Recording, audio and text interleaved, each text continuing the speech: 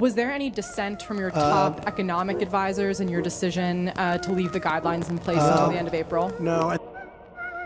I mean, we had a lot of people who were saying maybe we shouldn't do anything, just ride it. They say ride it like a cowboy. Ride it. They say ride it like a cowboy. Ride it.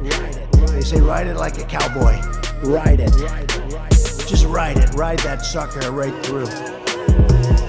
They say ride it like a cowboy. Ride it. They say ride it like a cowboy. Ride it. They say ride it like a cowboy. Ride it. Just ride it. Ride that sucker right through. That's where the 2.2 million people come in. Would have died, maybe. But it would have been 1.6 to 2.2, and that's not acceptable. But there were a lot of people that said, I thought about it. I said, maybe we should ride it through. You know, you always hear about the flu. I talk about it all the time. We had a bad flu season. We're in the midst of a bad flu season. You know, we had a bad season last year as an example, a bad flu season. And you'll have 35, 36, 37,000 people die. Sometimes more, sometimes less. But this is different. And part of this is the unknown.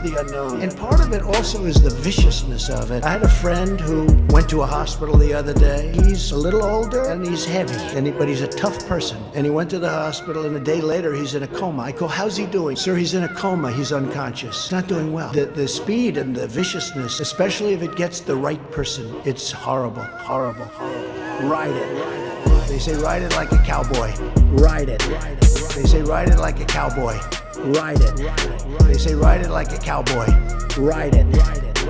Just ride it. Ride that sucker right through. They say ride it like a cowboy. Ride it. They say ride it like a cowboy. Ride it. They say ride it like a cowboy. Ride it. Just ride it. Ride that sucker right through. And we've opened up, whoops, there goes our box. And my hair's blowing around.